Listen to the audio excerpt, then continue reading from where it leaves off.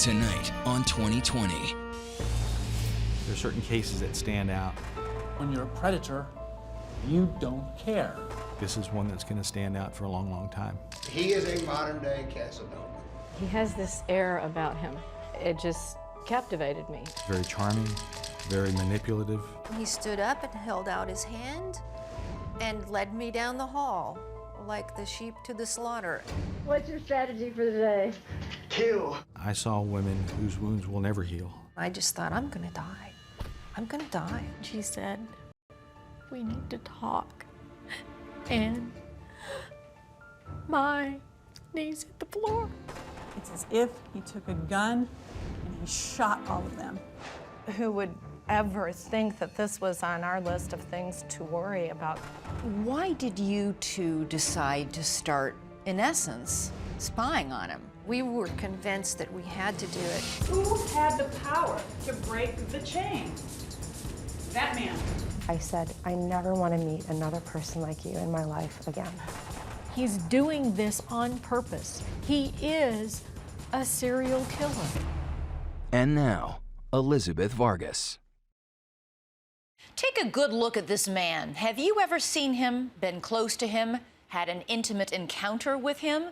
For years, he seduced dozens of women in more than one city. They didn't know about each other, and they didn't know his dark secret. They were all looking for love, and he gave them that, and something else they'll never forget. Once a month, a group of women from Dallas, Texas meets for drinks. You might mistake them for being old friends, overhear them talking about their kids, their ex-husbands, their careers. But what you wouldn't know is that these women share a secret. I am Sophia. I'm Susan. I'm Diane. I'm Trisha. I'm Megan. I'm Lisa. In 2006, they discovered that they were all dating the same man, many of them at the same time. And not just a few dates, for some it was several years. But the betrayal didn't end there, and to understand their story, you have to start with this woman. Double press 2, double press 3. At 58 years old, with a 6th degree black belt in Taekwondo, Diane Reeve isn't afraid of much. But the martial arts instructor from Dallas says there is one thing she does fear: dating. It's terrifying. There's a lot of different ways to meet people, and you don't know which ones are okay and which ones are not okay. After an 18-year-long marriage ended, the mother of two says she turned to the internet as a way to get back on the dating scene. And a few mouse clicks later, Then I met Philippe. Prince Charming. His name was Philippe Padieu, a 46-year-old network security analyst from nearby Frisco, Texas. What was he like? Very well built, very handsome. The first date that we went out on, just had an appetizer and drinks and talked and talked and talked and talked. There it is. The phone. Like Diane, Philippe was also a martial arts enthusiast. Born in France but raised in Detroit, he was well-spoken, polite, and gainfully employed. And to Diane's surprise, he seemed taken by her. Just 2 months in, she says they agreed to date exclusively. Before long, trips to New York, Paris, and tropical islands. Diane says she was literally swept off her feet. We were in Guadalupe, and we climbed up to see a volcano, and I was tired and cold and wet, and he literally picked me up and carried me down that mountain. Diane came to Philippe's rescue, too. When he lost his job, she paid for his cell phone, his health care. She even hired him as an instructor at a martial arts studio that she owned. Redirect them to force. Then a devastating blow. Diane says she walked in on Philippe kissing another woman. And he admitted to you that he had been unfaithful. He had told me that it was his fault, and he was sorry, he was ashamed. He said it would never happen again.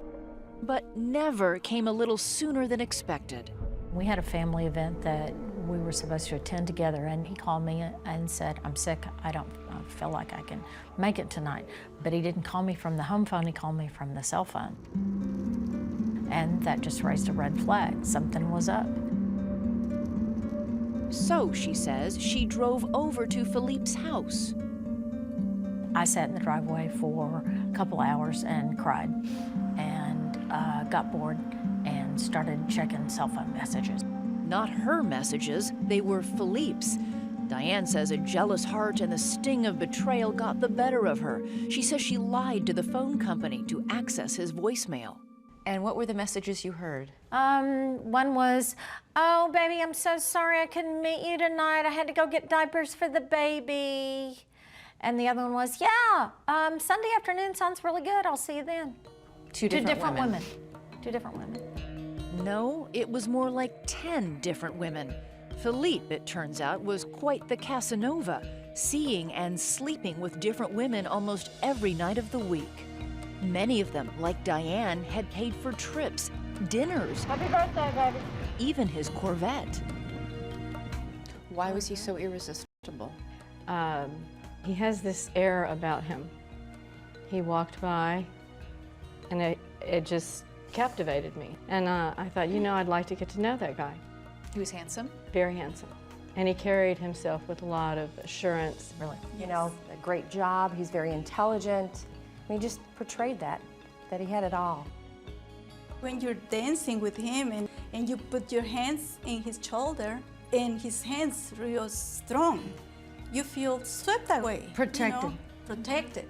It's also, he's a very attractive man, if you were attracted to him, was He's it so flattering? confident, and you know, you just feel helpless because there's just something about him. Did each of you think you were the only woman in Philippe's life? I did. Yes. Yes, I did. He made me feel like I was the only woman on the face of the earth.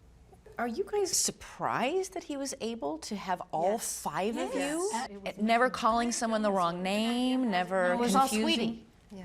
He never got our names confused because it was all "Hi, sweetie." He was very clever. But Philippe's web of women began to unravel in the fall of 2006. After the relationship with Diane ended, she took back the cell phone she bought for him and obtained his phone bill. Over the next month, she tracked down 9 other girlfriends to warn them about Philippe's infidelities. And what did you say when you called them? I told them what the situation was. I told them that I had been with him for 4.5 years. One of those calls was to Susan, a financial executive who'd been dating Philippe for more than a year.